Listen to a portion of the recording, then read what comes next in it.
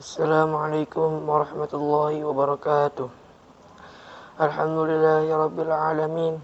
Alhamdulillahilladzi arsala rasulahu bil huda wa dinil haqq liyudhhirahu 'ala ad-dini kullihi wa kafaa billahi shahida. Asyhadu an la ilaha illallah wa asyhadu anna Muhammadan 'abduhu wa rasuluh. Amma ba'd. Jemaah salat subuh Masjid Zalatul Abrar yang dimuliakan oleh Allah Subhanahu wa taala. Perkenankanlah kami di sini untuk membacakan suatu hadis dari Rasulullah SAW yang berjudul dampak makanan haram. Dari Abu Hurairah radhiyallahu anhu, Rasulullah SAW bersabda, "Ya ayuhan nasu, innallaha thayyibun la yaqbalu illa thayyiban, wa innallaha amaral mu'minina bima amara bil mursalin. Faqala, ya ayyuhar rasul kulu min thayyibati wa'malu salihan inni bima ta'maluna alim." Qala aydan, ya ayyuhalladzina amanu kulu min thayyibati ma razaqnakum. Thumma dzakara ar-rajula yatilu as-safar ash'atha aghbar yamuddu yadayhi ila as-sama'i ya rabbi wa mat'amuhu haramun wa mashrabuhu haramun wa malbasuhu haramun wa ghudhiya bil harami fa anna yustajabu lidzalik. Wahai sekalian manusia, sesungguhnya Allah itu baik. Allah tidak akan menerima sesuatu amalan yang thayyib atau baik, dan sesungguhnya Allah telah memerintahkan kepada orang-orang mukmin seperti yang diperintahkannya kepada para rasul. Firman-Nya, wahai para rasul, makanlah makanan yang baik dan halal, dan kerjakanlah amal soleh. Sesungguhnya aku maha mengetahui apa yang kamu kerjakan. Dan Allah juga berfirman, wahai orang-orang beriman, makanlah rezeki yang baik-baik yang telah kami rezekikan kepadamu. Kemudian Nabiullah SAW menceritakan tentang seseorang lelaki yang telah menempuh perjalanan jauh sehingga rambutnya kusut, masai dan berdebu. Orang itu mengangkat kedua tangannya ke langit seraya berdoa, ya Rabbi, wahai Tuhanku. Padahal makanannya dari barang yang haram, minumannya dari yang haram, pakaiannya dari yang haram, dan diberi makan dari yang haram. Maka bagaimanakah Allah akan memperkenankan doanya? Hadis riwayat Muslim.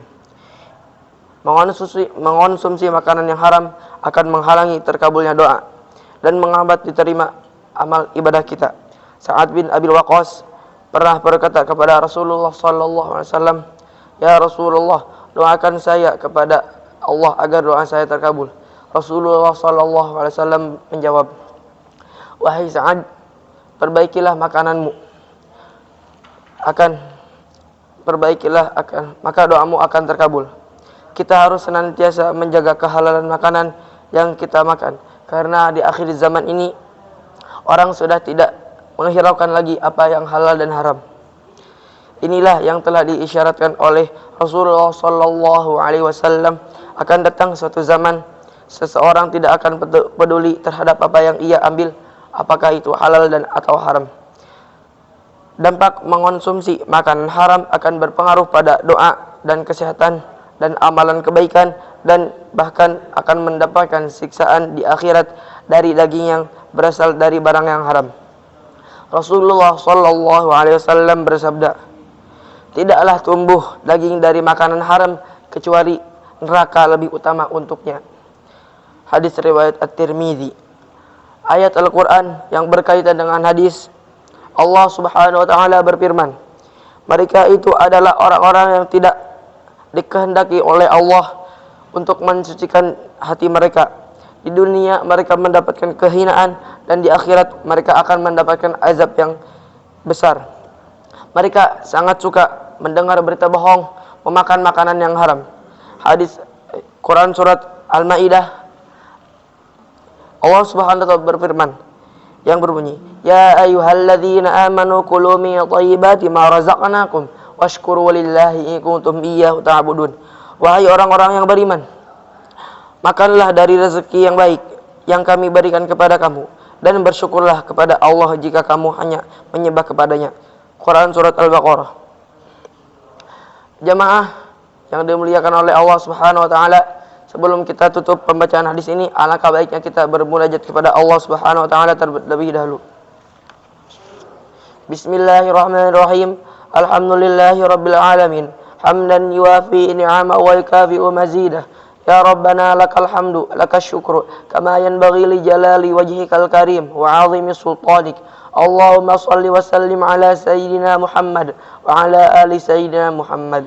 Ya Allah yang maha besar dan maha kuasa, kami mohon kepada Engkau ya Allah untuk para musyrif, pemberi wakaf, orang tua asuh, donatur, pembina dan pengurus yayasan, pengurus ponpes, bapak ibu jamaah salat subuh Masjid Zaratul Abrar dan umat muslimin dan muslimat. Dan ampuni dosa-dosanya, dosa besar, dosa kecil, disengaja ataupun tidak disengaja. Diberi hidayah agar dapat melaksanakan semua perintah-Mu dan meninggalkan semua larangan-Mu. Diberi kesehatan agar bisa istiqomah dalam melaksanakan ibadah, baik yang wajib maupun yang sunnah. Diberi rezeki yang luas dan berkah agar mau berbagi kepada anak yatim dan duafa dan perjuangan Islam. Diberi kemampuan bisa bersabar jika menerima musibah dan pandai mensyukuri kenikmatan. Diberi keturunan yang qurrata a'yun, keturunan yang soleh dan solehah. Rabbana atina fid dunya hasanah wa fil akhirati hasanah wa qina adzabannar.